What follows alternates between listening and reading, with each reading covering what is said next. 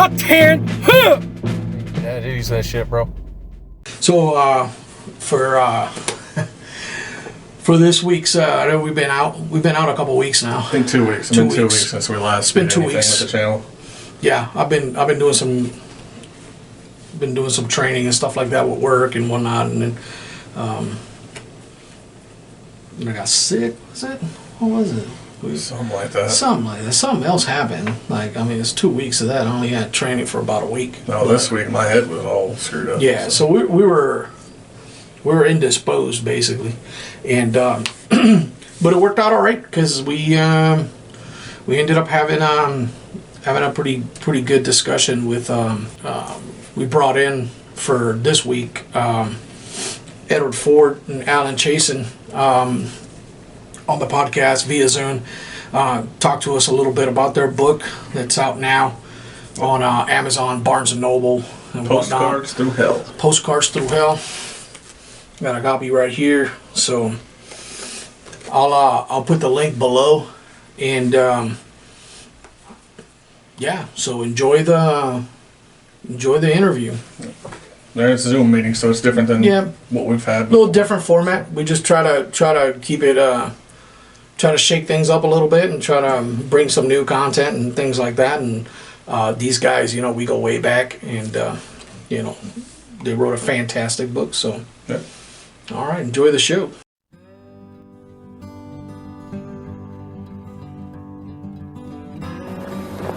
You want to know a little about early days?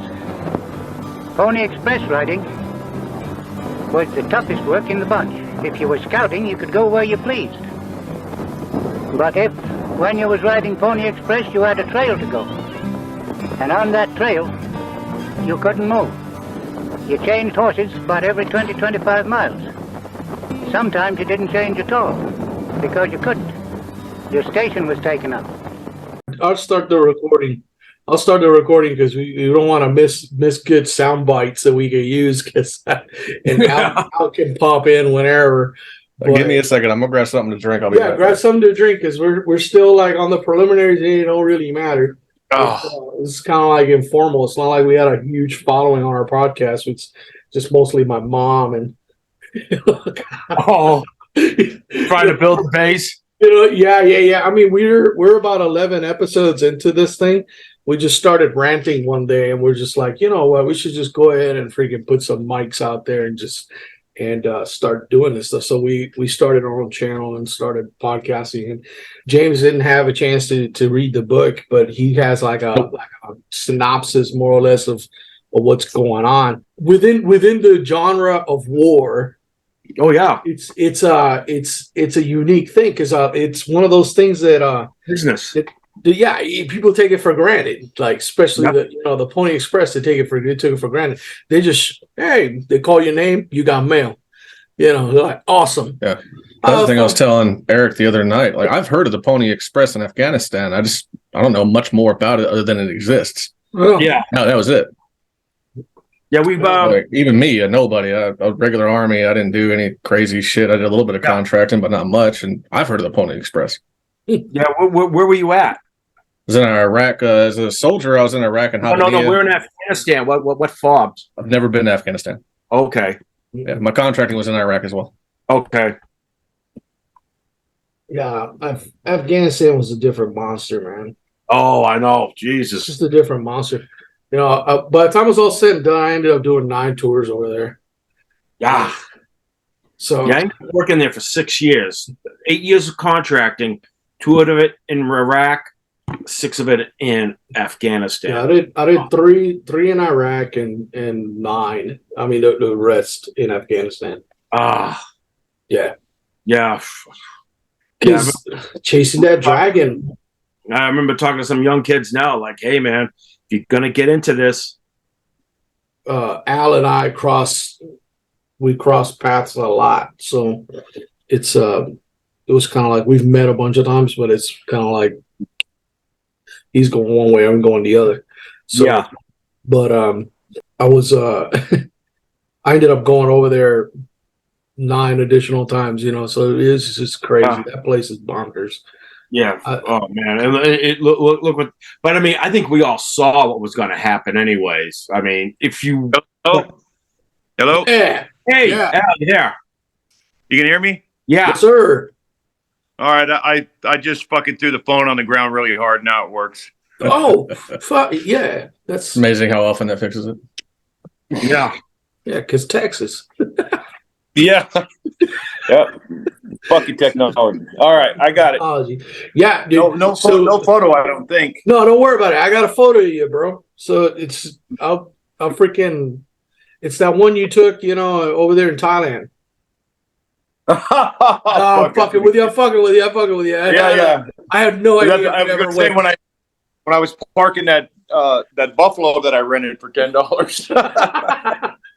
No, I'll put a little picture of you on there, and that'll satisfy me. We got you on audio, but so James Seal is my co-host there and better half on this podcast, and him and I were both cops together for a while here in Texas. So I'm over here in so right next to Fort Hood, and so is Fort Cavazos now. Well, yeah. Well, I mean, granted, Cavazos a bad dude. I mean, in his own right, but Still wanted Benavides. yeah. But we're down here, and I've been tracking the comings and goings of you guys in your book and stuff like that for a while, and I thought it was pretty neat for a young podcast to have some of you guys, on there, especially with this topic that we're kind of near and dear to me too, because I was there for a lot of the stuff that happened with y'all. So yeah. So what led you guys to freaking kind of come together on that? Because that's kind of we all got so many ideas, and I've never linked up with anybody to try to put it all pen to paper. Oh man. Yeah. It took 5 years though. 5 years. Oh my God. Between getting all the notes together, thoughts together, the editing, and actually putting it all together, so that way it was an actual readable book. Yeah, Or raw noises. yeah. Well, because I mean, at first it was like a collection of short stories, but they weren't connecting, and we had to figure out how to connect it all.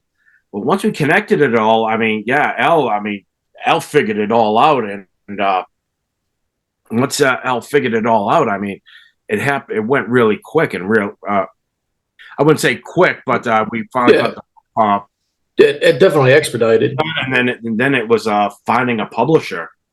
So Yeah. That took another 3 years. yeah, Wow. yeah. I mean, everybody wants a piece of something, and to go the traditional route, you have to be a known author or somebody famous, and so that didn't pan out. And then we went into self-publishing, and we'd already dumped a bunch of money into the book itself. Really couldn't afford to hire somebody to do it, and we finally found a guy that would publish it for free. But of course, in the contract, he gets a percentage of the royalties for a couple of years. So, but we got it out there finally, and once our contract is up, we've got a plan to go forward that'll include marketing and everything else. So right now we're just kind of, I won't say stagnant, but we're holding steady. Good. Oh wow. Push it. Yeah, put the marketing itself. I mean, Jesus, that's more of a challenge than writing the book, I think. Yeah, it's pretty hard. Wow.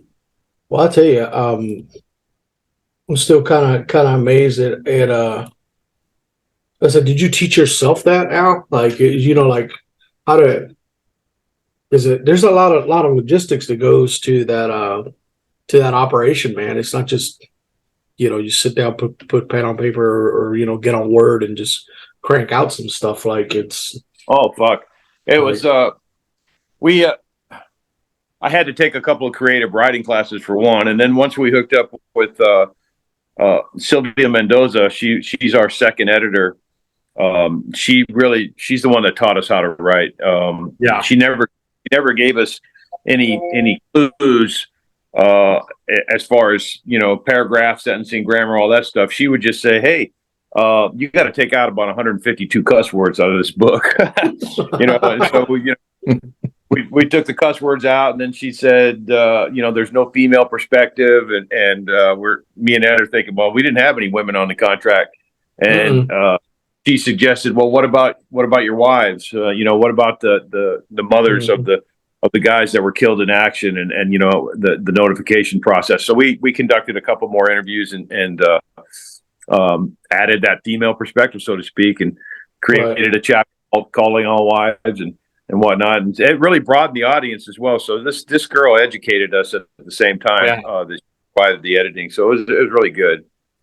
So, damn, man, it's there was a lot of that going on. I mean, I know being in Afghanistan, we when I got there, DynCorp had just lost a few dudes on a VBET strike, and this stuff was still fresh. And I was telling Ed over there with freaking General Herb Lloyd, that crazy bastard,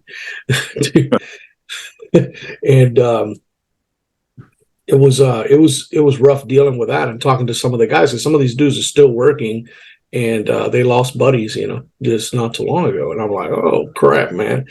Some of them were American, some of them were Gurkha, you know, Nepalese, and whatnot. So, like how we on Gibson 2, that second camp, they built a memorial in the middle of the camp for all DynCorp employees that were lost during that mission, during all missions. In Afghanistan. And we called it the field of bad decisions. What fob was that on? Gibson 2 or whatever it was. Yeah, Gibson, Camp Gibson on it was in Kabul. It was in Kabul, the second one. So I was DynCorp in Kandahar on task order 2. And then when that contract ended, I transitioned back to SOC, and that's basically where I finished up in 2012. But I was with SOC in 2009 when Ed was one of the team leaders, and then that's basically what happened. Was he had some memoirs, and I had a journal that we kind of married up and created the timeline, and it went back and forth for a number of years, and we finally got it published. So. And it's interesting because Ed said you were on the Shark teams as well. Yeah. I did 2 years on. Yeah, it's like I was telling Ed, we cross paths a lot. Like we've met, but we've coming and going. So because I was on the APP mission in Afghanistan, an IPP mission, and then you know with the Shark teams, and that training. Because I went through the original training at the Crucible, you know, crawl back in Falls Church, Virginia, and back when it was a quarter mile, 2 flights of stairs or something like that. It was like 75 yards, 2 flights of stairs, you know, that kind of stuff. We just opened the hangar doors in the big bay, you know, where the mat room is, and we just handle our business there. But like I went from those days back to, I mean, now we're freaking driving cars tactically all over this racetrack. You know, that's like the evolution of it all.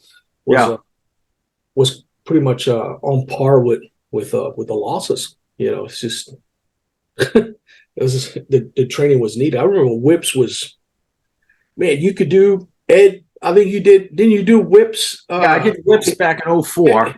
Yeah, but you ran a course, a whips course, like what we in did, country. Yeah, it wasn't whips, it was a high risk motorcade. It was like 2 weeks long. We did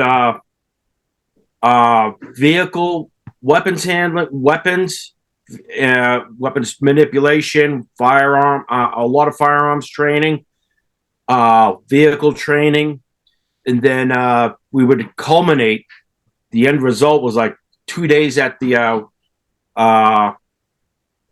2 days we would do live fire evac drills, so everybody had that confidence. High risk motorcade courses. High risk motorcade, yeah. We did it in Iraq, and then we did it in Afghanistan too. Well, you guys. And so that course for Crucible was divided up into two parts. In Iraq, it was Crucible 1, which was basically IED awareness, weapons handling, and qualifications, physical fitness stuff. And then the Crucible 2 was tactical driving, attacks on principle, unarmed combat, all that shit. So it worked out. Ed was one of my trainers. That's where we met. We had some wackos in those classes, bro. You remember that? Them freaking the cops that would show up for them classes? Oh, some of them, yeah.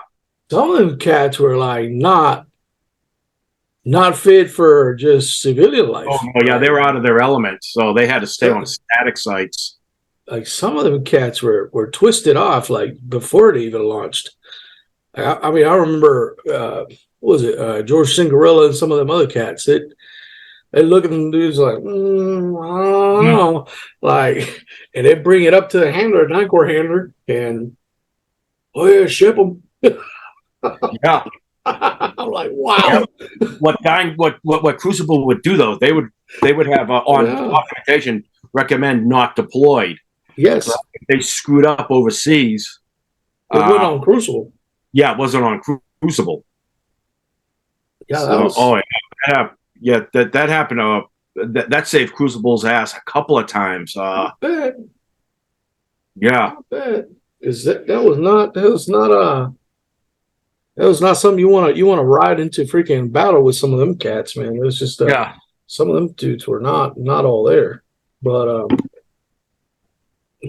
you guys when you guys got the mission for the Pony Express, like as I understood, correct me if I'm wrong, like as I'm reading your book, you just kind of like something that morphed into that. Like you guys were already performing a task order of sorts.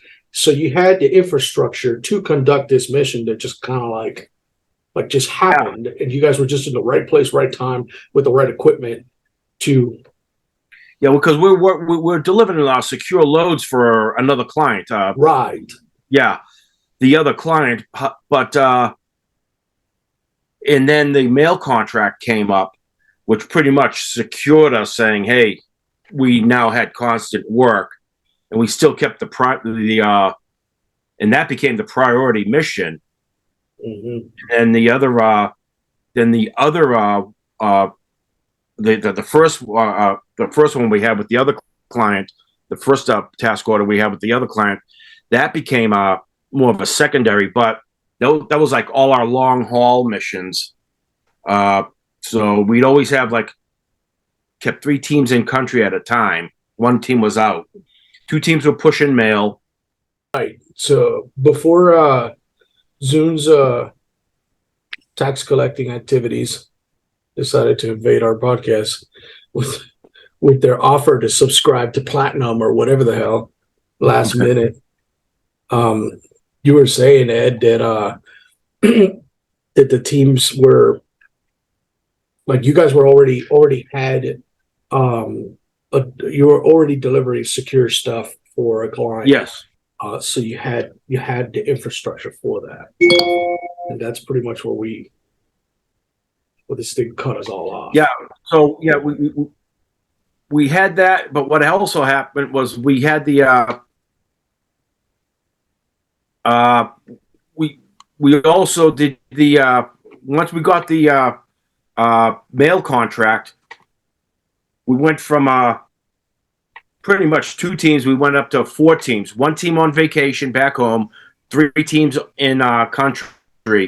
2 of those teams were almost always delivering the mail. 1 team was going to be slated for the long range for the classified client, for the other client. So that way we kept 3 teams moving at all times. And then sometimes, the mail load was so big that we put together a quick headquarters team to help out. And that way we were able to always keep all the mail moving at all times. Yeah, I mean, that's so one of the big focus is like I think it's almost a character in your book is the ring road. Yeah. Oh yeah. It's Definitely. it's its own character. Haven't been on it now. My brother James has been up and down freaking Irish, up and down freaking to Fob Justice and some of these other places, Diwania, Habania.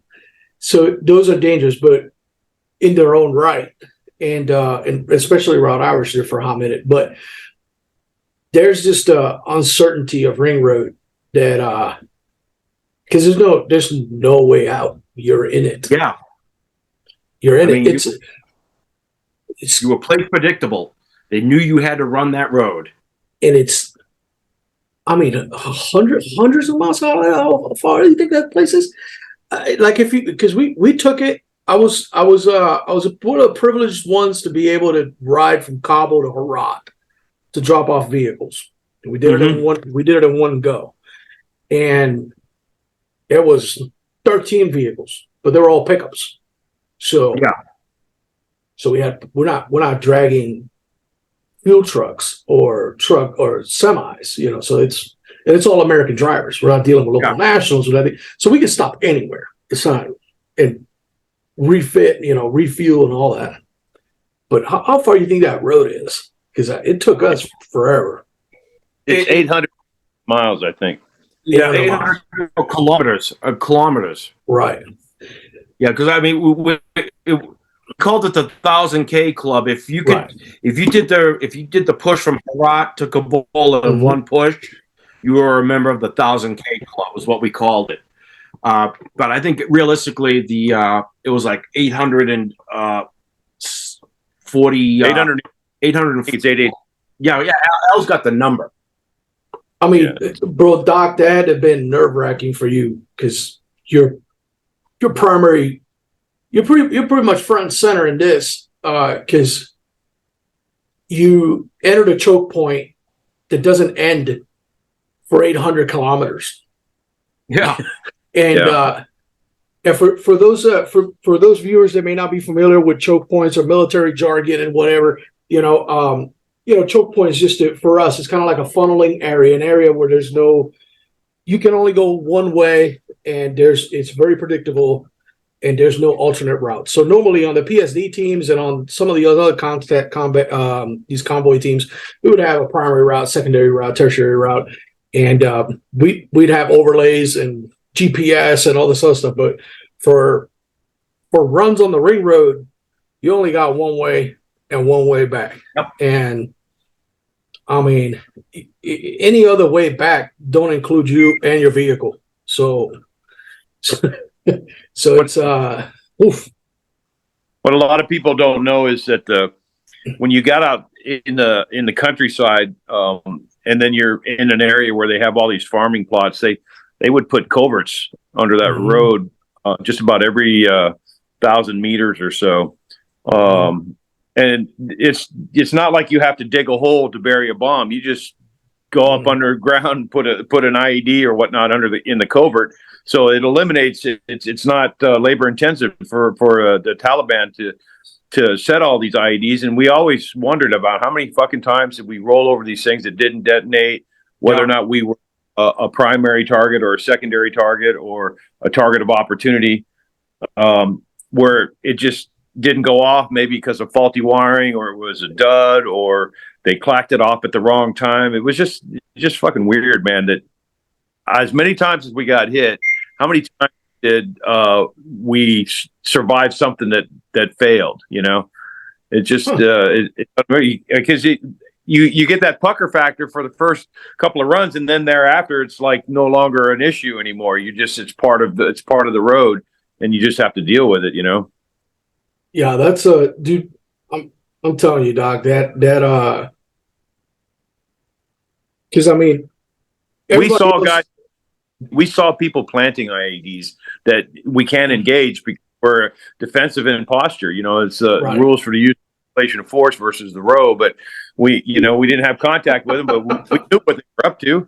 You know, how many times did you wanted to go and pop off a round just to help somebody else out in the future? But that was outside of our scope of work, so we couldn't do it.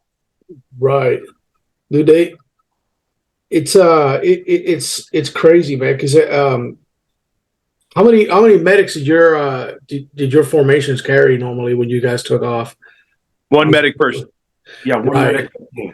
So did you cross trained everybody at all? Like, did you force multiply that medical task? Doc?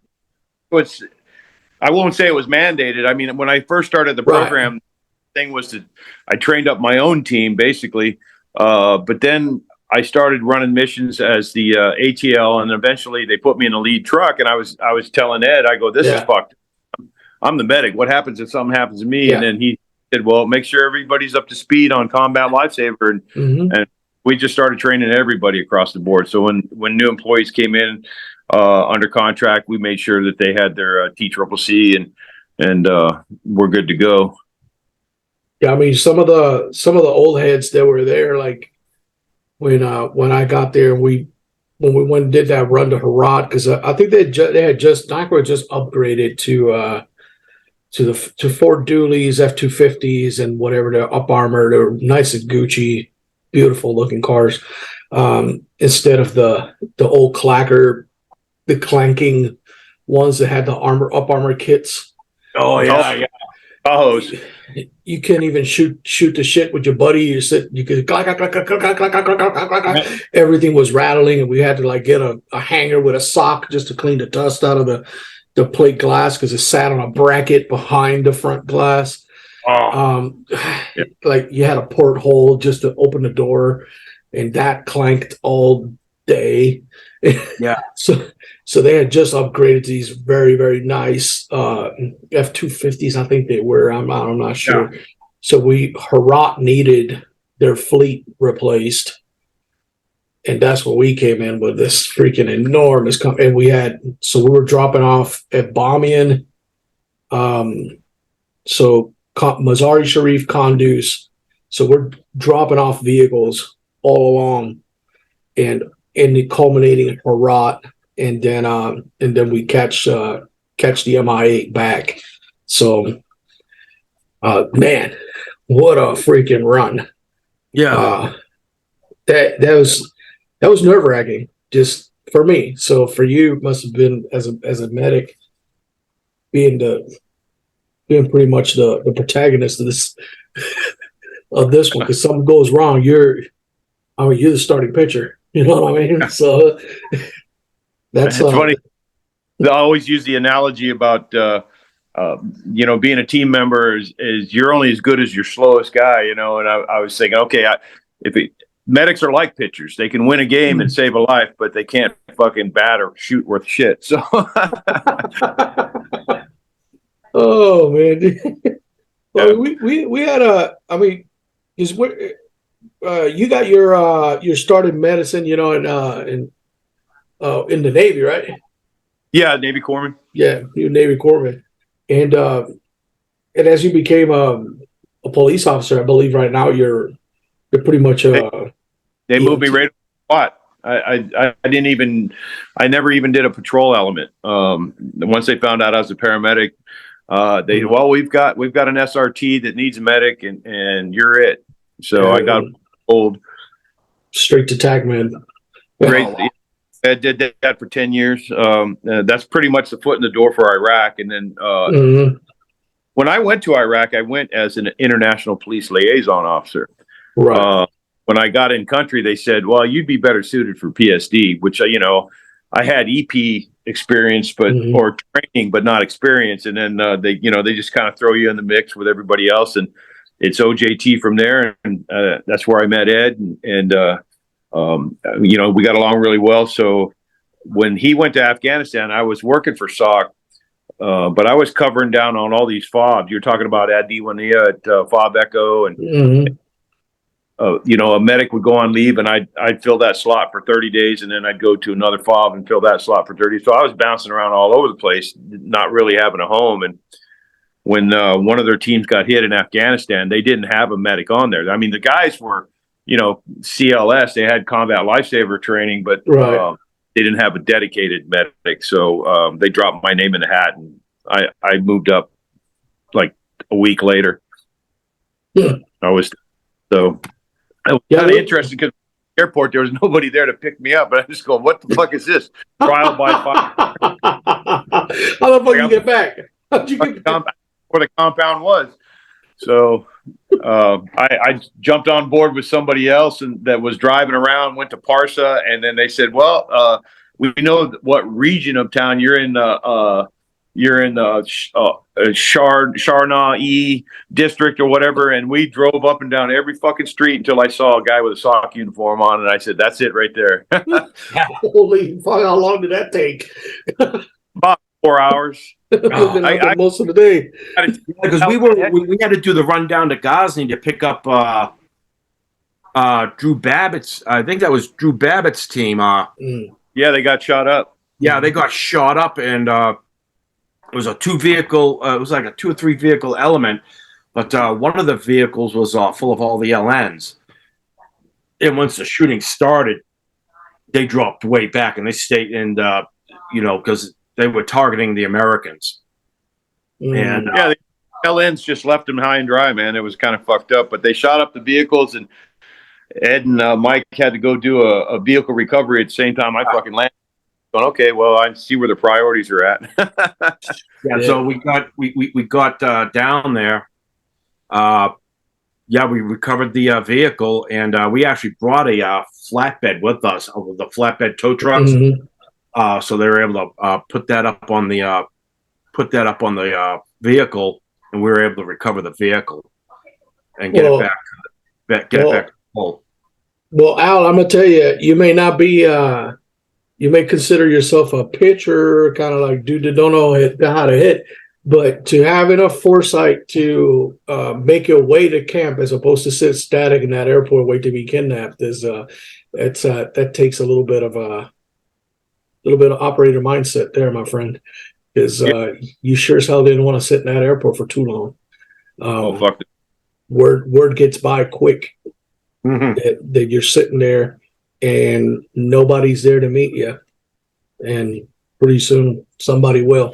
It's funny because they call you crazy, and then you run a mission, and you get there. Like we did our first mission with the F-450s or F-550s was to Echo in Kandahar.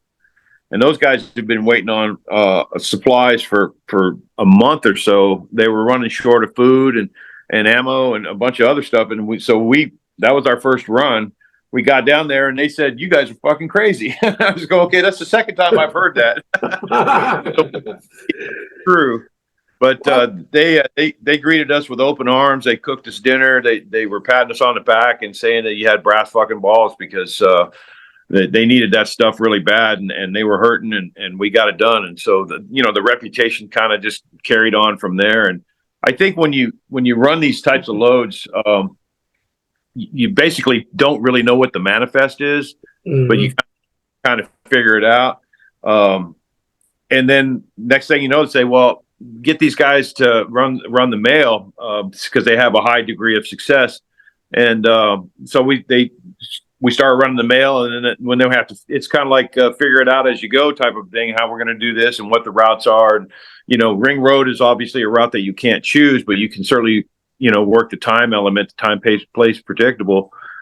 And, they were running, I guess, during the day for the most part with white F-550s, and they were getting hit a lot. So they painted them black, started running at night. Yeah. And so, yeah, we did a lot of things to change up, I guess, our TTPs, according to the way the enemy was responding to our route. So, yeah, Donko would fire you for that.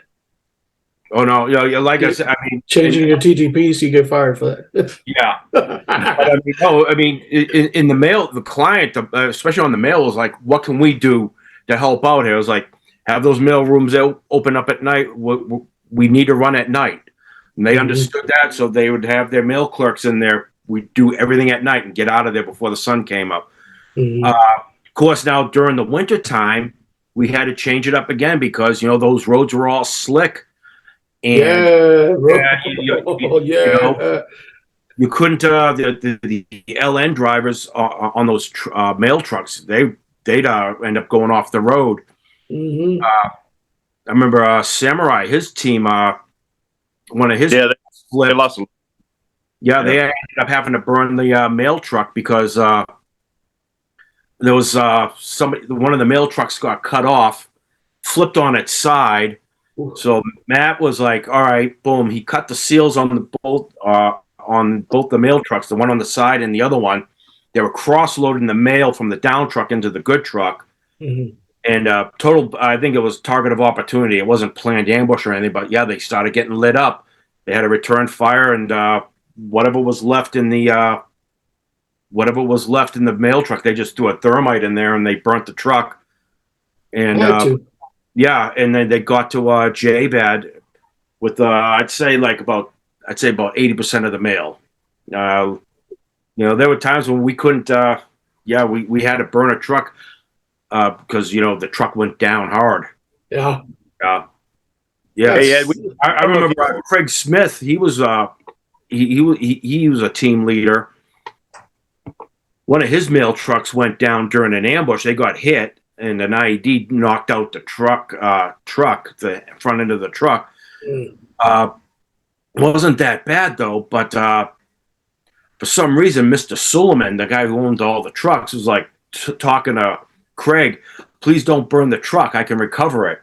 Craig's on the phone to me right after that saying, "Hey, do I burn it?" I was like, "Dude, burn the fucking thing right now. Don't worry about it. Burn that fucking thing and get the fuck out of there." He's still engaging because you can hear it. Ping, ping, ping. He's like, "Hey, Suleiman doesn't want me to burn this fucking truck." I was like, "Dude, burn the fucking thing and get out of there now." Your call. I back you up. Don't worry about it. Oh God, man! It's so many. Those memories. mail trucks were Connex boxes on flatbeds, basically. Yeah. After Ed went into mission in 2012, we ran one to JBAD, and we're up on the Mahapur Pass, going to Sorobi, and you know where all those tunnels are and shit. You got going through the mountain tunnel, and one of the drivers went to the right. It hit the Connex box, knocked it right off the fucking flatbed. And it's basically half in the tunnel, half out. And then we're stuck there waiting on another fucking flatbed. And you know what traffic's like on that one. And I kept thinking, man, we're just like sitting ducks. There's really nothing you can do but stay and hope to God you don't get lit up until that truck arrives. And then they have to figure out how to fucking load it up. And that mission normally takes about 6 hours to run round trip. We were there for almost a day and a half. Yeah. Fuck. Yeah. That's bad.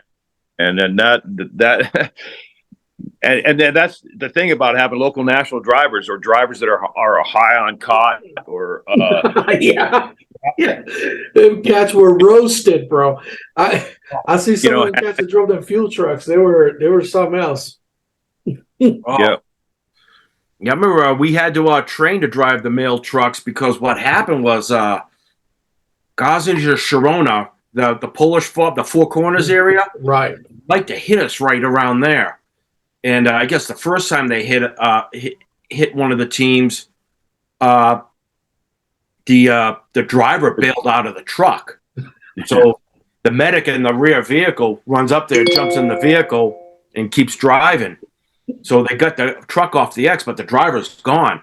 They found him like 2 days later in a ditch with some holes in his head. I mean, they executed him. Then the second time it happened was it was just kind of funny though, because what happened was the driver jumps out of the truck and he's running towards the rear gun truck. The medic sees him jump out of the truck, so he's running up there. These guys pass in flight. Medic jumps up in the truck to drive the truck. The driver jumps back into the medic's seat, shuts that fucking door, and nobody knows what the fuck's going on. And then they just drive. And then they find out later on that, hey, man, he bailed on the truck, so the gunners just beat the shit out of him. They just handed him over to the gunners, like, take care of this piece of shit. They just beat him. Oh, fuck, man. Oh, yeah. There's some funny shit that happens out there. I was like, God damn, man. I think one of my first So I told you about the first time I landed in Kabul, and Dirk Lang scooped me up. Yeah. And right side drive, freaking Land Cruiser. Right side drive, sketchy as fuck. And he's driving to the freaking cab. He's like, oh, he hands me an MP5. I'm like, fuck am I gonna do with this and this? Yeah, I was like, oh well. So freaking slap it home, get ready. He gives me like a throw vest, and off we go. He's like, oh, just hang tight. We gotta go real fast. We gotta go real fast. You know, he's freaking thick accent, South African, freaking beautiful guy, man. The guy, awesome dude, man. That I surprisingly, I learned a lot from that cat because that dude's street smart, and he knew the city. I think all the South Africans were all cops, right? They were all like highway interdiction, like they were very specialized police units. The good chunk of them.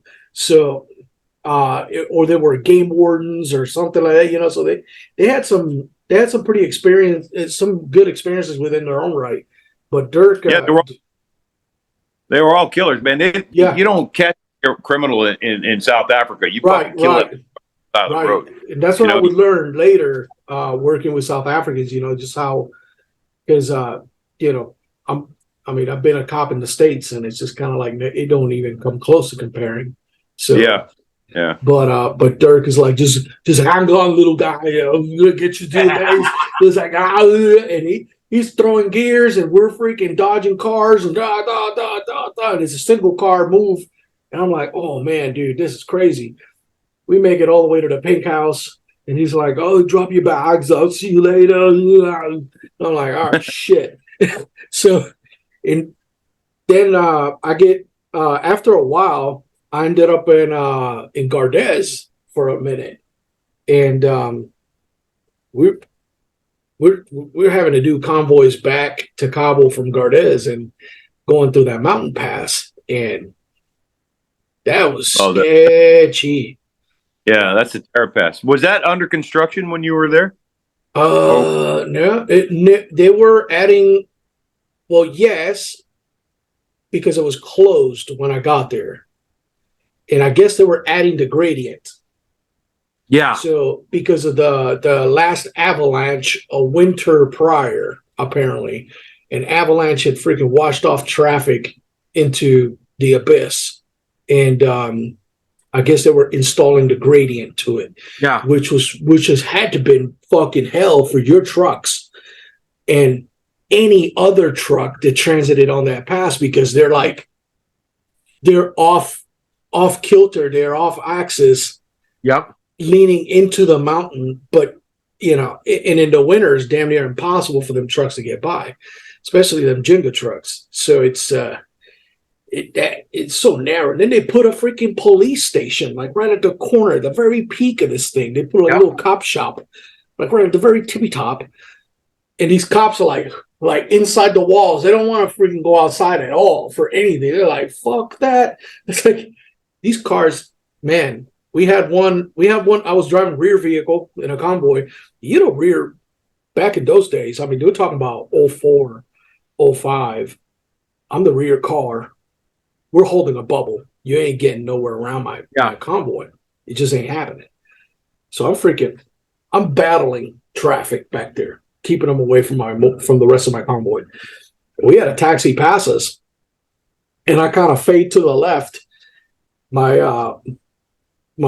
front passenger calls up the freaking TC, you know, my shift lead calls up the TC. I was like, hey, we can't hold this guy much longer without crashing into him. And they're like, let him go by. I was like, fine. So we all kind of shade to the right, hugging the mountain because we're going towards Kabul. So we're hugging the mountain, and this guy goes past us, but traffic is oncoming. So I guess the TC figured that oncoming traffic was going to hold him back. This dude went left and off the mountain. Yeah. I mean, at a high rate of speed, before his vehicle transitioned into a fall off that cliff, his brake lights went on. Bing! It's like, it's like, that ain't gonna stop you, bro. Oh man, gravity gonna stop gravity you, just bro. took over. Bro, you just the car just disappeared. Phew. It was simultaneously through 5-vehicle freaking motorcade. Everyone's like, "Did you fucking see that? Did you fucking see that? Oh my god, did you see that?" I was like, "Dude, Oh, gone, yeah. man, gone." And after a while, we got to take more leisurely trips on that road, where we weren't as pressed for time or as pressed for an objective, so we were able to kind of take in the scenery a little bit and just see all the mistakes people have made out there. Like, it was just piles of cars at the bottom of these Oh, yeah. chasms, and just like, you're like, oh my god, man. They were all makes and models and American and military vehicles and all kinds of stuff. I'm like, Lang Pass was the same way. You look at all those hairpin turns. Not at all unusual to find a couple of vehicles down there at the bottom of one. You'd be like, oh man, they didn't make it. yeah, no, Yeah, it's saw one guy that had gone off the cliff, and I guess their tradition is to bury within 24 hours. And what did they do? They buried the fucking car with the guy in it. They couldn't get him out. It was crushed beyond recognition. So they just got a big old front end loader and started throwing dirt on top of this fucking thing. And I'm going, dang, man. So we kept called pass and crash. Because a lot of guys are in a hurry to get past you, and as soon as they go around the blind corner, they'd get hit. And of course, I'm in the third truck, so the team leader can call up and say, "Yeah, this guy just wiped out." And then I'd have my camera ready. Boom! I was taking all kinds of photos, man, of some fucked up drivers. Of course, and a lot of them are here now. So, I mean, it's hopefully we got the good ones in. Because I mean, not so much as drivers. I mean, because that's a self-correcting thing, but just the better people. Because we had a lot. That's the one difference that we can all share is I had Afghan friends. Yeah. I have no Iraqi friends other than I have one. Out of all my tours over there on my time down there, I got one. Iraqis a different breed. They'll work with you, but they're not gonna come home to your barbecue. These Afghans will break bread with you, and they'll follow you around the world if permitted. They're very loyal. The ones that are loyal to you from the beginning, because the Taliban is what it is, and those loyalties are already set in stone. You guys, I believe were betrayed a couple times by your LNOs, your local nationals. You guys had that was always security within them. I mean, that was always the weak link right there. Yeah. Matter of fact, one of our teams, Bedford's team, had a guy. He was from the local. He was from the Logar province, and they were all saying, "We think he's with the Taliban." And what happened was, Bedford makes a run down to Gardez, goes through the Logar province. They get lit up, except for the one vehicle where this one guy is in. So they figured it out really quick. So the next time they run down the Gardez, they put him in like the third gun truck. They roll out of the compound, pull off the side of the road. They grab the gunner, search him down really quick, took his cell phone from him, and they put him up in the first gun truck. Now they go down to now they're going down to Gardez. They get lit up in the Logar province again, except now this guy's up in the lead gun truck. Now he's getting lit up, and he's not liking the fact that his cousins are shooting at him.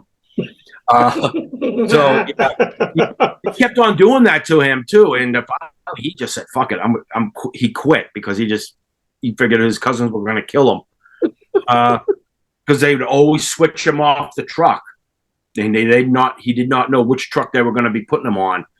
So he'd sit down and say, "Hey, yeah, we're rolling out. I'm in the third gun truck," and then they stop, search him, take the cell phone, put him in the second gun truck. And then that way, he was always ended up being in the gun truck that got lit up.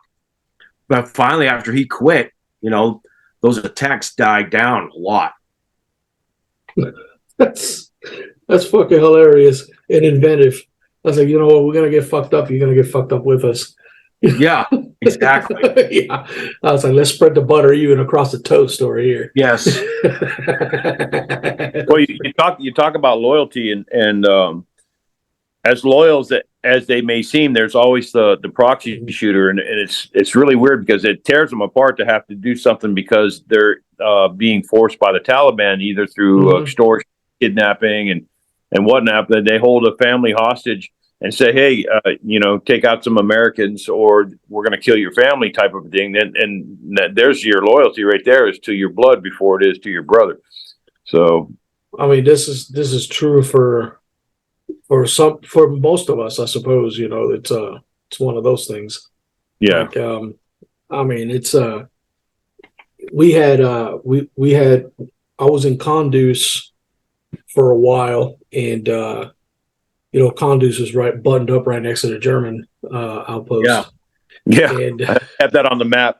Big swastika.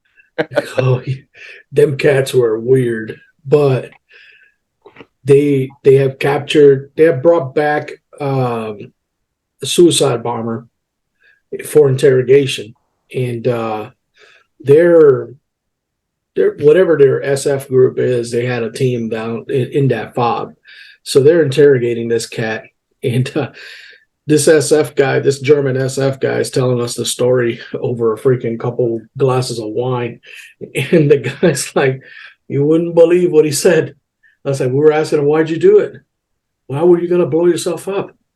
And they're like, well, they're giving $80,000 American dollars to my family if I do it. Plus, they put this metal plate behind the bomb to protect me. Oh. Uh-oh. Hello? Yeah. Hello. Out here. So it's just a level of illiteracy. You know what I mean? Like, it's like, Yeah, I was down at Comms are dropping off. Yeah, I got you. I can hear you, Al. Oh, we can hear you. I remember when I was down at Chapman, they had the big camel down there. The story behind that camel was it was a bomb. The Taliban loaded it down with bomb, made it into an IED, and then they made her walk up to the gate, and what happened was one of the guards saw the guy, the trigger man, was too far away, and he was sitting there trying to blow up, trying to initiate the camel to blow up. So what happened was they all run out there. The guards run out there, tackle the guy, and beat him up, and they ended up disarming the IED on the camel, and it became a camp pet. Yeah, so the camel would just walk around the camp, and everybody feed it the foot bread. And they're like, all right, yeah. I tell you, these cats, man. Yeah, they try to use a camel as a bomb. So I mean, for some of our viewers that they don't necessarily understand, I try to kind of bring it all into scope, So you guys have all these years of experience overseas and doing contracting work and whatnot, and military and police and all this other stuff, and you come together in this weird amalgamation where you're in the right place at the right time with the right crew, and you take on this new contract per your bosses and whatnot, and start delivering mail across one of the most dangerous freaking areas of operation in the entire planet at the time, because the beast was hungry in Afghanistan. That place was not pleasant. You're delivering mail and delivering all kinds of other stuff, classified stuff, cargo that cannot just be left to fall in the hands of the enemy. And after all that said and done, many years go by. You guys get together, start putting your ledgers together and your op plans and all this other stuff together. And I saw it towards the very end there. You had your SOC op order and stuff like that. I mean, so you both of you guys went through the evolution of contracting and saw how it was in the beginning and kind of how wild it was. And before you guys took off, I mean, the evolution of it all, like how it should have been, and how did you guys perceive that transition? Was it just kind of like a trial by fire, like you guys or you guys already had this knowledge and just kind of like, okay, let's slap this on there too? It was a big time learning curve, because it was we all brought a lot to the table, but now to apply all that to Afghanistan was still a whole new learning curve, especially like with the fighting season kicking on. Explain that one, the fighting season, for those that don't know. Fighting season, yeah, that usually lasted from like April to November. It's about a 6-month period when it would start to warm up, and they get their fight on, and and it wasn't like Iraq, where the Iraqi insurgents, they pop off an IED or a couple rounds and leave. These guys wanted to fight you. They pop off an IED, and then it was a complex ambush, and that was always a big fear. That it was those complex ambushes. They wanted to fight. They weren't afraid of a good throwdown, and they weren't afraid to take casualties either. But like for us, it was always that learning curve for especially during the fighting season, because every fighting, what they did last fighting season, they probably won't do. What they would do at the beginning of a fighting season, they probably change up the entire tactics by the end of the fighting season, and then next year it'd be something different. But always, it was always a learning curve. That place, that enemy combatant was unique in a lot of aspects. Yeah, because I've been engaged in knockout, drag-out brawls with in Afghanistan with the Taliban, and I've been in engagements as benign as some dude 2,000 meters away going pow. It's like no effect, but he's still cranking off. I was like, okay, well, your intention to kill me is there, but you just the effectiveness. You don't have any clue about how far your damn gun shoots. So I mean, this dude well over a mile with an AK. Bow, bow, bow. I could barely see the dirt, and then I'm like, oh shit, this guy's pissed. Let's get the fuck out of here before he brings his buddies. But we've been, especially around the Kunduz, the Mazar area. Man, bro, some of the longest ambushes.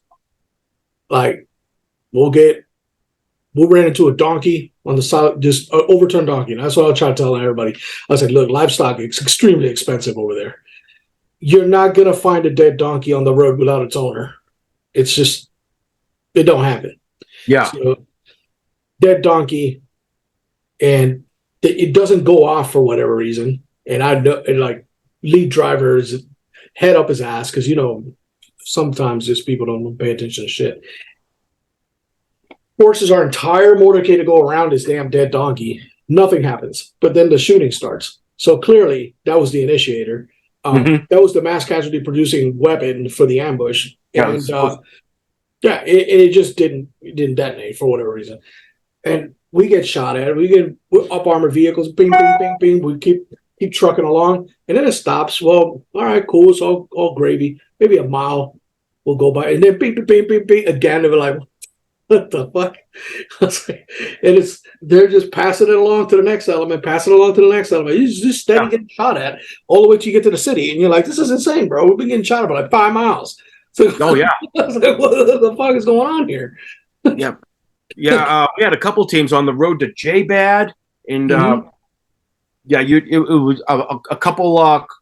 Those ambushes, because they had all that high ground in the past to going to J-Bad. And nowhere to go. Yeah, and I mean, they would just sit there and just light you up on these little strong points, and our gun trucks had the PKMs mounted on them, but the angle was so high that the gunners had to go up and use their AK-47s. Damn, not enough elevation on them, because especially in that going in J-Bad towards the Sadabad in that area. Bro, that's that's straight vertical. Like it's not, you know, it's, how do we survive all that? Like that's just what, you ever sat back and thought about that for like poor Mark, they couldn't shoot. well, I mean, but they got a bunch of us, you know, they got a bunch of our friends, you know, it's just kind of like those IEDs, man. The IEDs is what tore us up.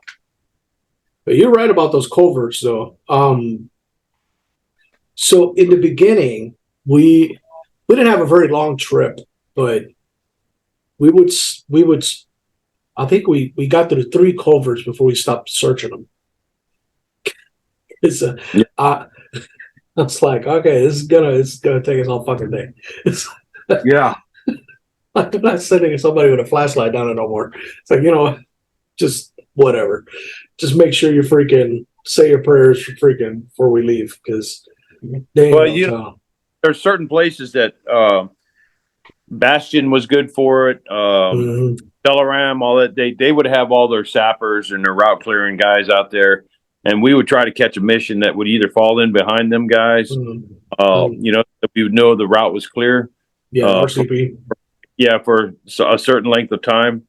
But there's another interesting element about the obstacles that we run across, not just the Taliban, but the fact that our corporate office changed up a lot of things that affected our mission outcomes as well. You know, we had all American drivers. We hauled ass. We had no issues.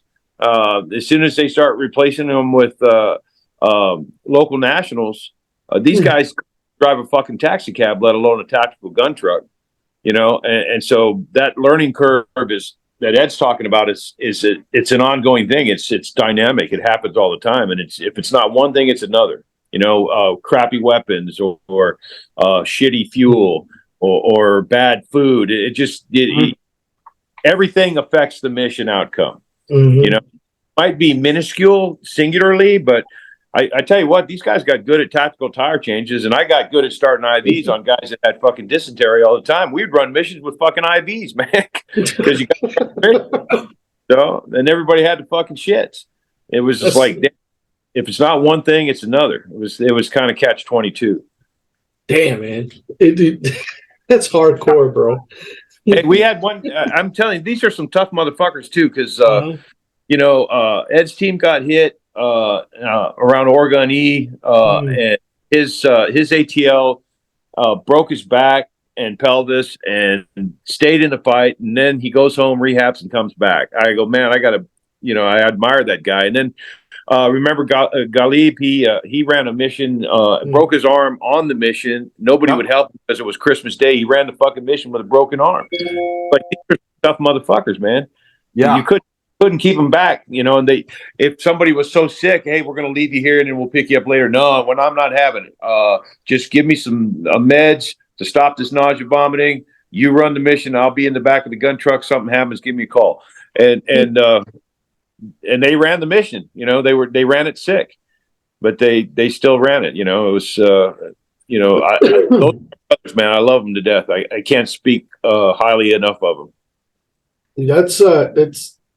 That's bonkers, because they did something similar to us, but we had the opposite effect. So we had, when I was in the shark teams, they got rid of all the foreign nationals, which were top tier dudes. You know, these I mean, we had Chileans, Fijians, New Zealanders, South Africans, French, Brits.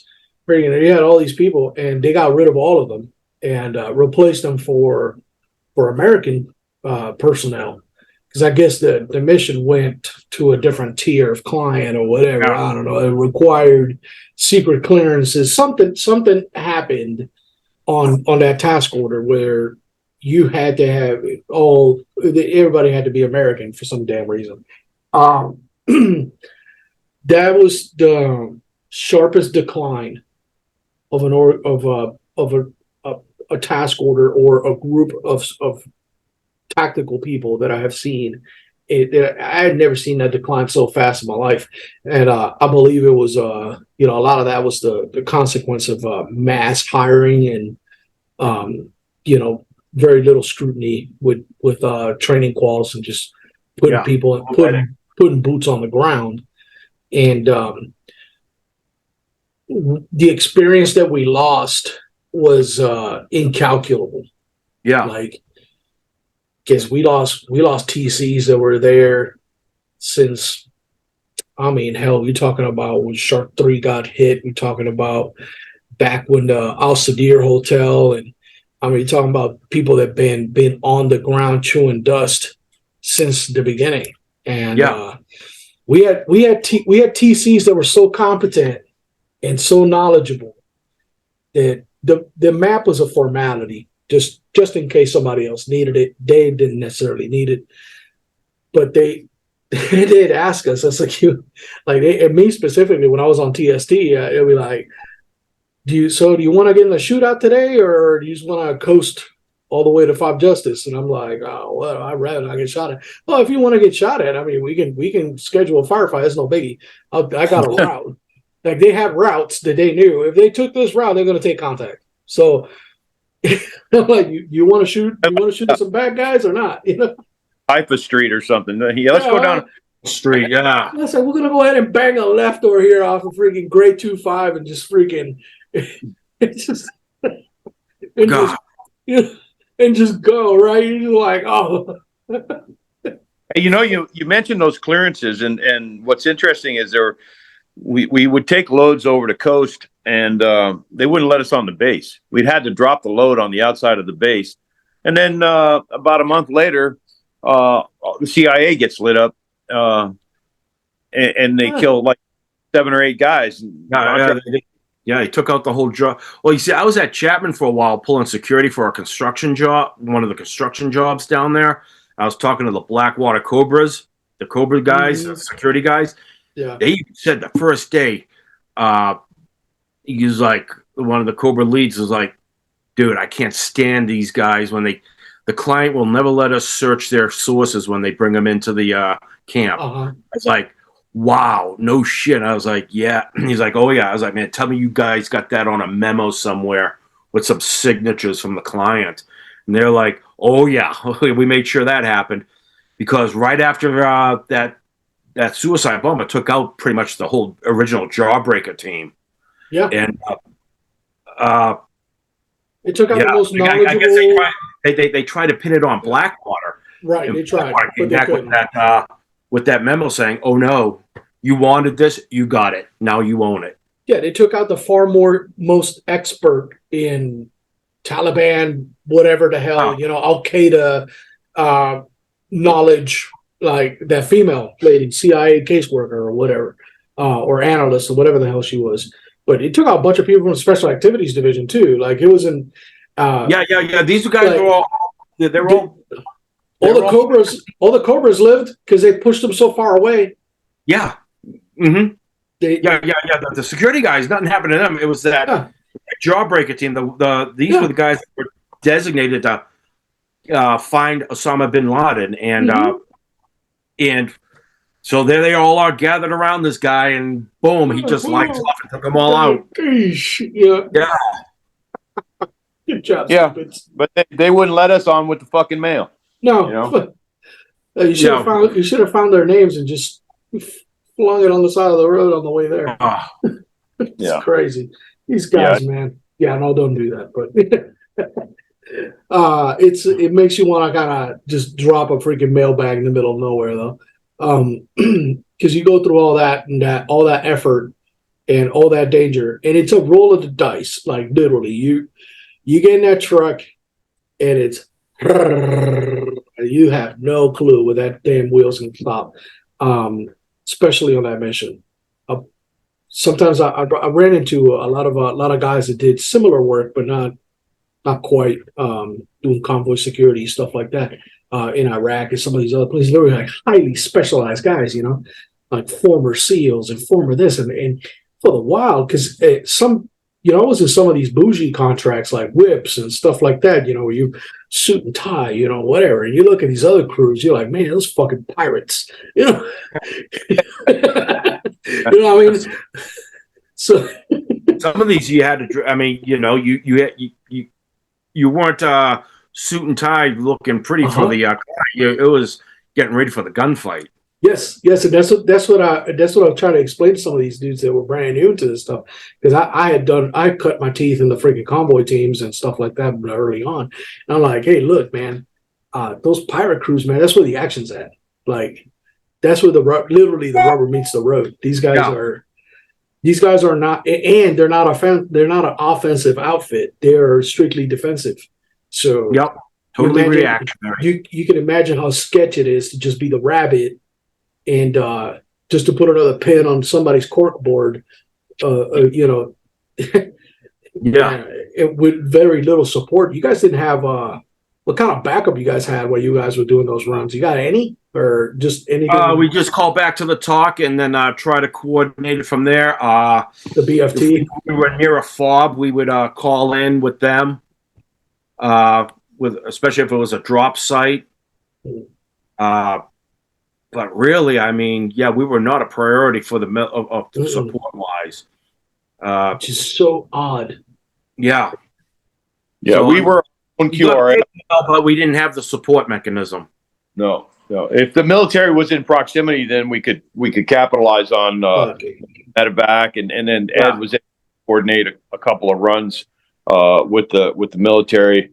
But those missions are few and far between. So it was basically, we tried to do a mutual aid contract with another convoy company called the Four Horsemen, but they run convoys of fuel tankers that are like 500 trucks long, and that's herding cats. But they were heavily armed, man. They had RPG 5s, RPG 7s, Dishkas, PKMs, and I said, man, if we ever get in a fucking fight, I hope these guys are around just so we can capitalize on the amount of ammo and weapons that they carry. They had a lot of crew serve shit. And so it just never happened. I mean, we might have driven by a few skirmishes that they were involved with, but we couldn't stop to help them out, obviously. But we would drive through their gunfights quite often as well.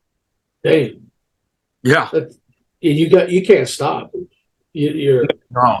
You have to keep that momentum going. Well, your cargo, you know what I mean? Like, yeah, your cargo. The client ain't gonna understand that you lost the cargo because you were helping out some other dude. There's no concept of leave no man behind. You have that concept. Doc has that concept. I have that concept. James has that concept. But the client don't give a fuck about that. They want their damn stuff delivered.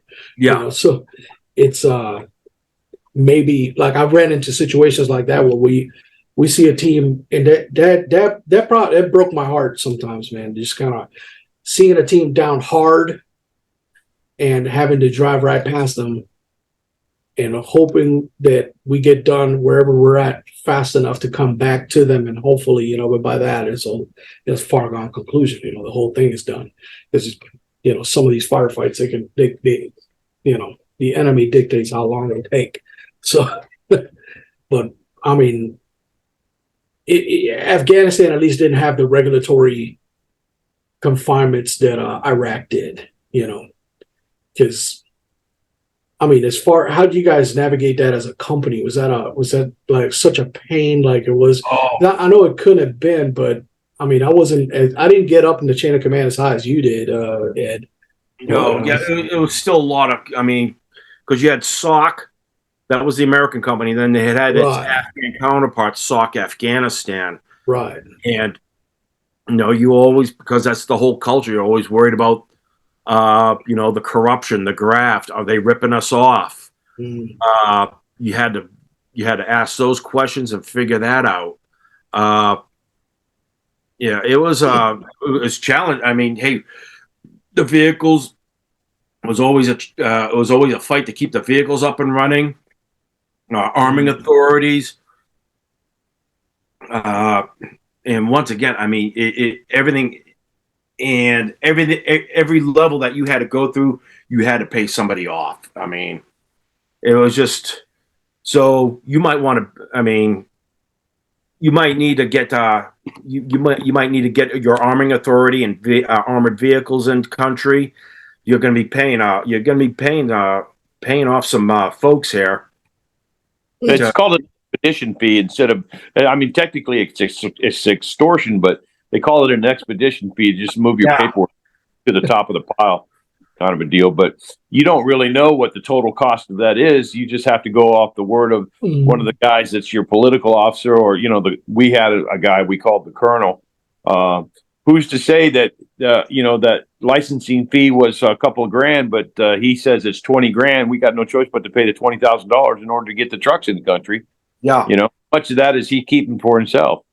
Yeah, we made a lot of multimillionaires in that war. Yeah.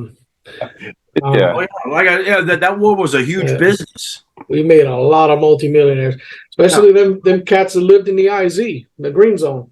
Man, a freaking a 4-bedroom, 3-bathroom villa in the IZ would go for like insane amount of money per month. Like it's just, I mean, we're talking like close to $60K a month at the cheapest, and them people, you didn't even know if that was the owner. So, because I mean, after the freaking shock and awe and all this other nonsense, and everything that happened in Iraq, I mean, there ain't no telling who owns that thing. But whoever's squatting on there is telling you, hey, you got to pay me X amount of money if you want to put your team in here. And oh shit, I was like, okay, can I put sandbags? Oh, you got to put sand in here? All right, that's another 20K. I was like, hey, can I put a heavier gate on your front on the compound? Oh, you want to change my gate? The gate that my father built? Yeah, exactly. I was like, all right, that's another 70K. I was like, okay, you gonna put a porta john there? Oh no, man, before you knew it, you're a company like I worked for EODT for a little bit. That's not my proudest moment, but in contracting, but that was a shit outfit. But and I don't care who freaking reads it or who hears this shit from EODT. If you were in charge at any point in time during EODT's freaking short run over there in Iraq, you can go fuck yourself. You suck, and you should be in jail.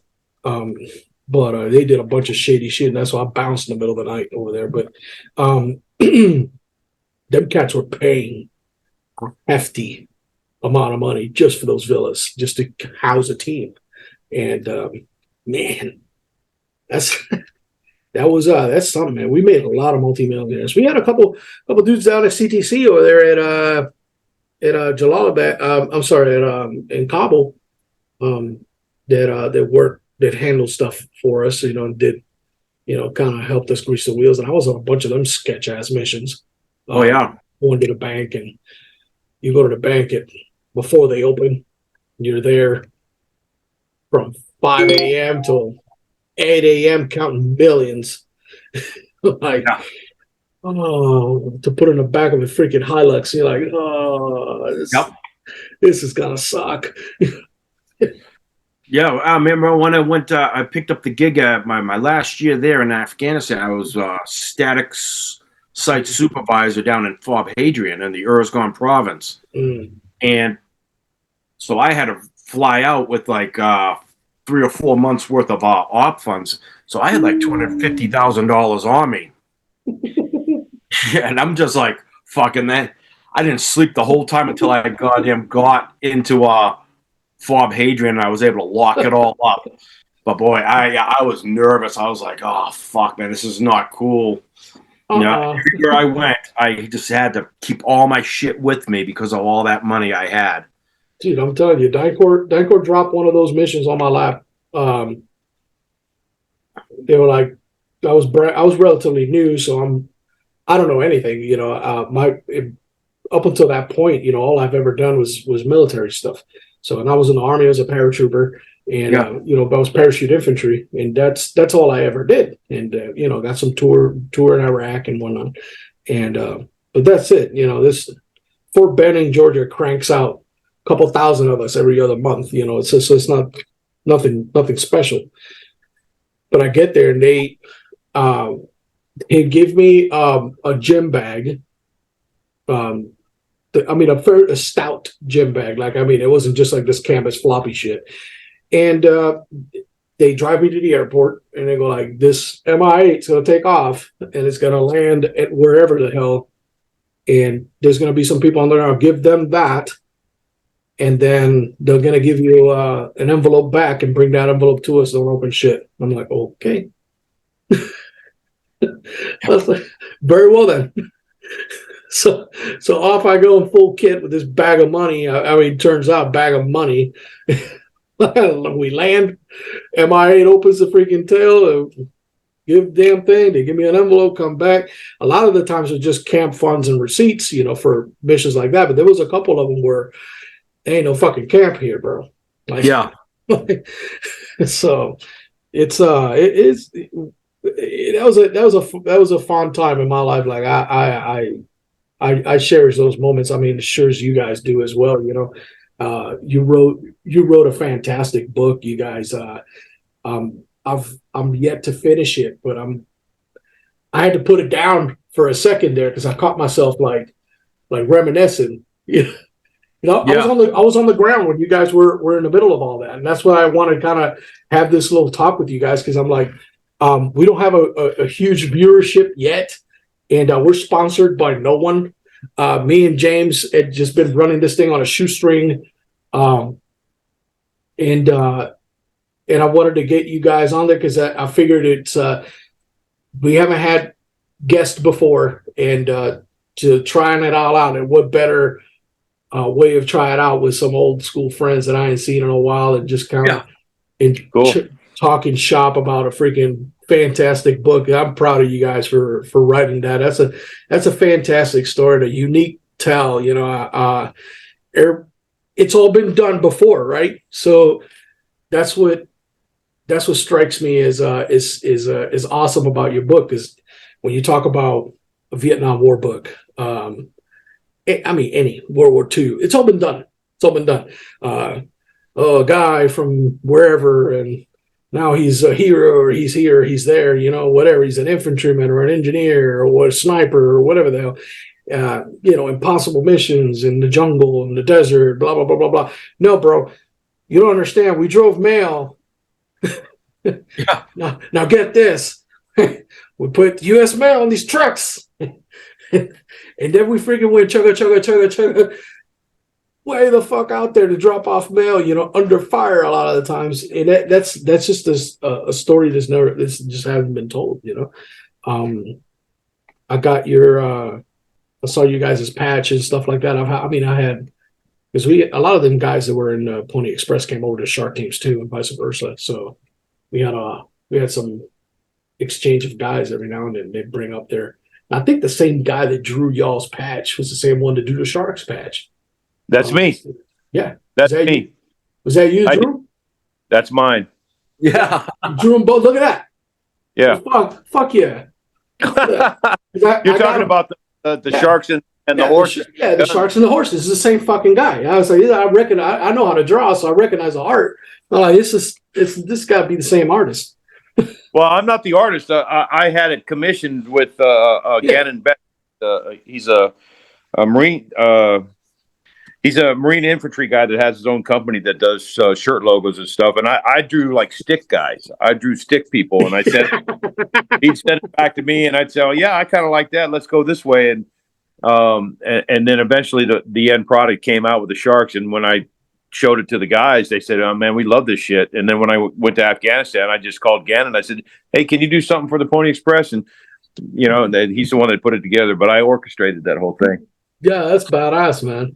Yeah, I'll probably drop the images. I think I got a few there on my on one of the files on my desktop, and because I got the shark t-shirts. Yeah, plenty of those. Ura.com. I had to throw that plug in there. What is say it again? Gannon Beck, Ura.com. I'll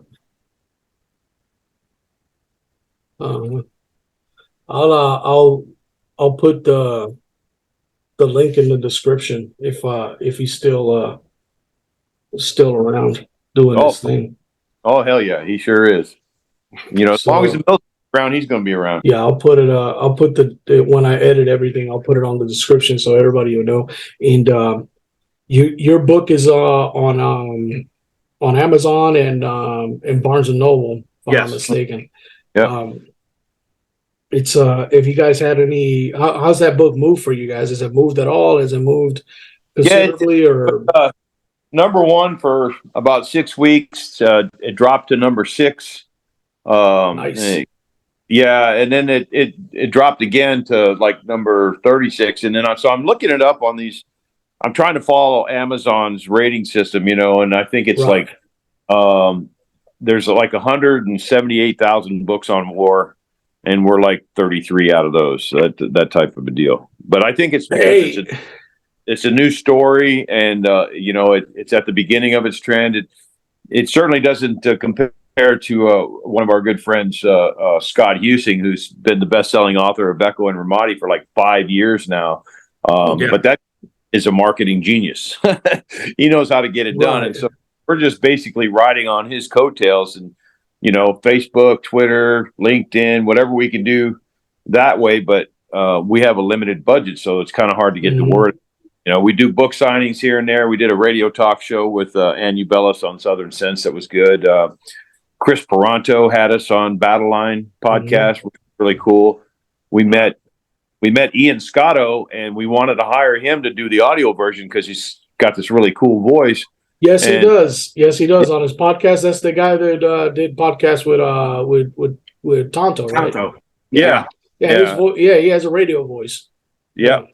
So he agreed to do it, but our publisher wants us to buy our contract back, and I'm just going, we can't afford that shit, man. I mean, we don't even get our royalties until next year, so it's like we don't have money. We're spending it out of our own pocket. So that's the hard part right now, being unrepresented.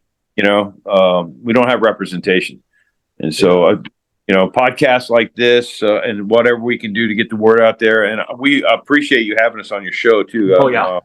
Yeah, I mean, it's like I was telling Ed. I mean, we're about 11 episodes into this thing, and we tried to do guest appearances before, but we lacked the equipment and the know-how, and James and I have been kind of teaching ourselves and just kind of going along with it and trying to like work out the kinks here and there just to get it all going.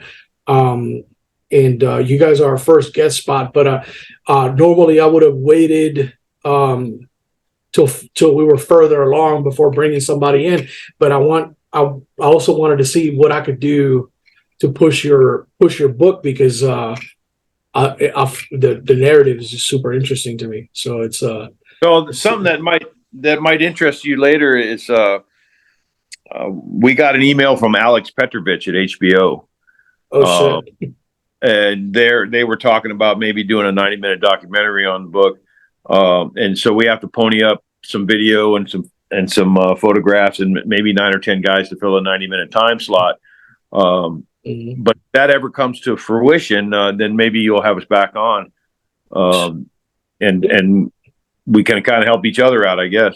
Yeah, I mean, you guys are welcome to come back on whenever you want to. You're one email away. So you guys send me an email. It's not like I don't have anybody knocking my door down and be like, oh, what are we on the At Ease podcast? It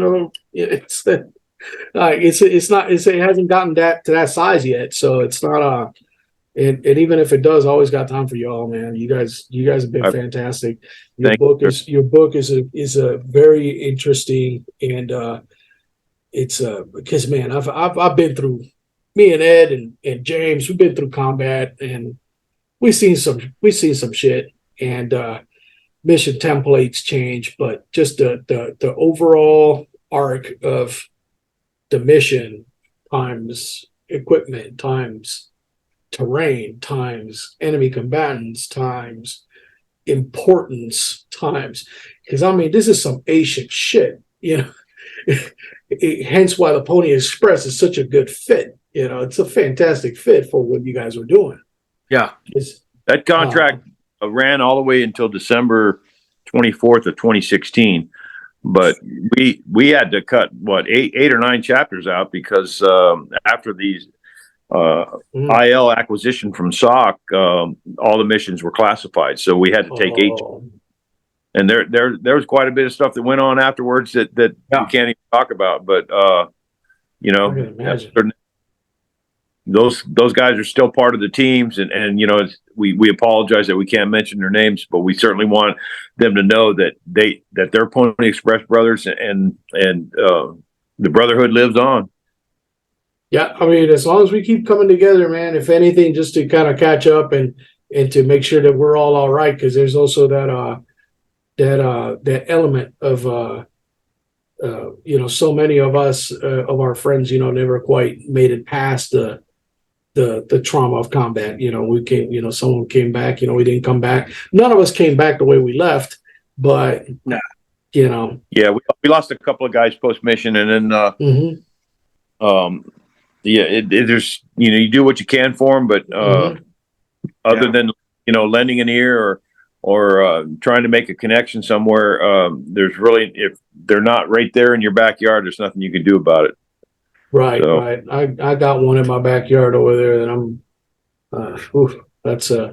It's a rough one.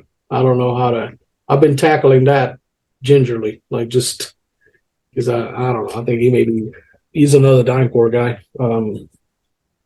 But he was on the admin logistical side, and some of them cats, I don't know, nothing prepares them for the experience of combat. No, and, especially if you're a clerk and you're just taking a ride, got your little blue vest on, and you're, I'm going to file blah blah blah to divvy out cash, and then fucking shabam, you're upside down, you know, and on fire. It's like, yeah. I don't know, not that. I mean, not that any of us are any better prepared for that kind of eventuality, but but we are, you know, his little clerk, you know, went through some shit, and, you know, now he's, you know, the cheese is slid off the cracker, and trying to get him back on paper here, you know, a couple clicks at a time, you know, so it's, but I appreciate you guys freaking coming on, man. We got, so for our viewers and everybody, you know, the book is Postcards Through Hell. I'll post a link on the description where to get it. And if you guys can't find a voice actor or something like that, I'll drink some coffee and smoke some cigarettes or something, and you know, read it out there, you know, page by page. I do that shit pro bono. So it don't make a difference to me. But yeah, Doc and freaking Ed, you guys take care, bros. All right. Have a nice day. All right. You too. Good seeing you again, Eric. Right, later. Good seeing you again, man. Yeah, man. Hey, nice meeting you, James. Yeah. He's the quiet, the strong, silent type. So now that was over, what'd you think? Way out of my element. I felt like a fish out of water completely that entire interview. But those guys, not only their military careers are storied, but then they went into contracting and got that assignment. Fuck. Some badass dudes, huh? Yeah. Ultimately. Yeah. It's Mr. Ford, Recon Marine, and Mr. Chiasson, Navy medic, Navy corpsman. It's crazy, huh? Yeah. And Alan Chiasson's still doing it. Like, is he still? Well, not as a contractor, but he's still a paramedic. You know, EMT. He's a TAC med. So he's still down there, freaking saving lives and helping out the best way he can. They're a little older now, but they're doing great. Yeah. I mean, it's Ed Ford is out there. He's got Fast Eddie. That's he's got a fitness company going on down there. I think he's got a gym up there, if I'm not mistaken. But he does some fitness consulting and stuff like that. But that's always been kind of like his shtick, even back when we were overseas. I thought that it's like I discussed on the interview. You get all these war books, famous war books.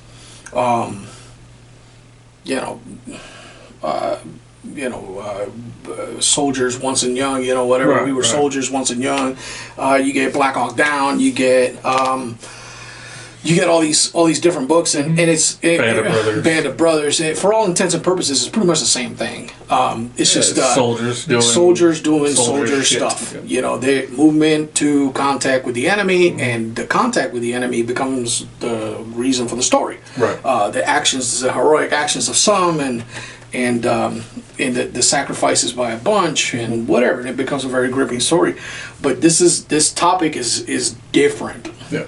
So what I wanted to do with the outro is just get a lot of my friends and a lot of the people that watch this video. They're not particularly paper page turning people because of their lives. Their lives they lead. A lot of them are cops. Some are still in the military. The go folks. So they don't have time to kind of sit there and crack a book open like that and just kind of sit through it. But it's definitely a hell. It's a hell of a read.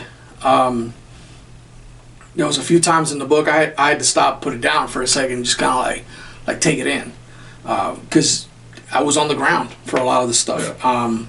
I was in Afghanistan through a great deal of their time, and having worked with these guys, on and off and stuff like that, I was very familiar with their operation. But it's unique to you're a post-apocalyptic mail runner. Mm-hmm. Yeah. I mean, it's crazy. It's Mad Max with mail, and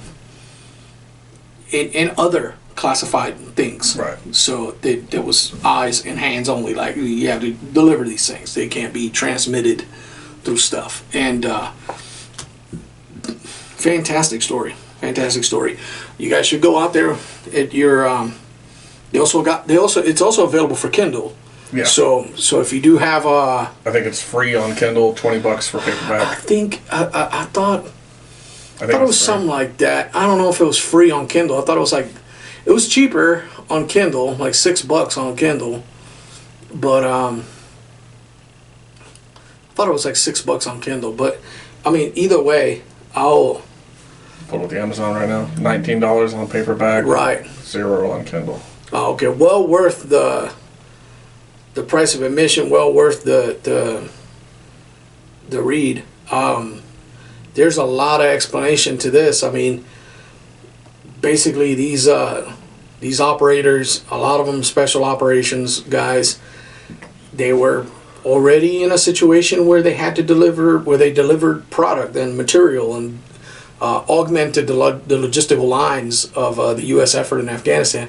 And then they get tasked on top of that with delivering U.S. postal across RC East through one of the worst roads in the planet, which is the ring road. Ring road, like Alan said, is close to 800 kilometers. I drove it once in its entirety, so by a matter of definition, I guess I'm part of their 1,000-kilometer club or whatever. Yeah. But we drove it one way, but they usually had to drop off and come back. So it's the only way to get. It's the only highway to get there. Right. Get to these places and back. Once you leave the major city centers, there's only one highway linking all these places, and it's hell on earth over there. I mean, we had plenty of close calls on them. And we didn't have to spend as much time on them as these guys did, because it cuts right through the center of some of these civilian centers. So it's not like U.S. highways, which is one thing that people don't understand. Is like highway. It's like, yeah, well, in Afghanistan the highways go like a lollipop right down the center, boom, right in the middle of town, and now you got to cross town and go out the other side of the town to get back on the highway, to continue going somewhere else. Unlike here in the States, where it's an arterial system of highways, where you got an exit that takes you to that part of town, and the highway just kind of skirts around the city, so you can, you avoid the hustle and bustle of city traffic. Yeah. These guys are carrying fuel tankers, enormous mail trucks, all this stuff, hives, ammunition, men, explosives. ammunition, weapons. I mean, they do delivery of weapons. They do all kinds of stuff. So high profile deliveries, and they tried their best to not be time, place, predictable in a very predictable environment. Right. Some of these runs, they did it on blackout conditions. So in the book tells you some of the times that they're under blackout conditions in a convoy driving this stuff. It's treacherous. Yeah. It's treacherous. It's surprising. What I wanted to ask them that I never really got a chance to like I forgot. Like I had that question at the tip of my tongue. Now, mind you, this is the first time I've ever done an interview that's of this nature, of a journalistic nature. Like what kept them there? You know what I mean? Being such a dangerous mission, because usually the danger washes out a lot of people. The moment people start getting flipped upside down on the side of the road, they start getting EFP, they start getting ID'd, whatever, and it's a contract, they're like, I don't have to be here. They freaking bounce. Yeah. I mean, what kept them engaged in that constant mission, and some of it happened to me through other contracts where I kind of like ultra dangerous, and before I knew it, I was like, man, dude, I should just go home. I was like, but I mean, you just kind of get I wouldn't say it's addictive, but you just kind of like acknowledge that this is what you're here to do, and just kind of stay there. Yeah. But yeah, it's I don't know if you got any more thoughts or anything like that, but Well, it's real good hearing their stories. I didn't have much to contribute. Just listening to them, trying to make sense of even some of what they were saying. It was ridiculous shit. It's insane. Yeah, it was a hell of a ride, But we'll push this forward. I'm going to be posting some links on the description below. Like, subscribe, share it. Remember, we're not sponsored by anybody. We're not. We don't have any commercial breaks. We don't. Yeah. We just kind of do our thing, and don't get me wrong, sponsors are welcome, but it's not something that we're doing right this second. But this will definitely get the word out of this unique war story that exists, that people take for granted. I don't know, just kind of, it's a fantastic read. So go get the book. Give us a like, subscribe, and share this to your friends and stuff like that, and go get the book and give it a read. Definitely check it out. It's a nuanced story about a very particular part of Afghanistan life that we were in Afghanistan for 20 years. Yeah. And these guys delivered the mail to the soldiers. So any of you troops out there that were in Afghanistan, served in Afghanistan, you got a mail delivery. These are the guys that made that happen. By truck. Yeah. And that's the shit they went through to make that happen. All that creatine just... I mean, you must imagine the amount of rippets these guys went through. Yeah. It's just some of these drives are long, man, very long. So, but yeah, that's what I got for you guys this week. Hope you guys like it, and give us a like, subscribe, and then we'll follow up with you guys next week and see if we can bring some more content. We'll talk about other stuff. So. I know a little about early days. Pony Express riding was the toughest work in the bunch. If you were scouting, you could go where you pleased. But if, when you was riding Pony Express, you had a trail to go, and on that trail, you couldn't move. You changed horses about every 20-25 miles. Sometimes you didn't change at all, because you couldn't. Your station was taken up.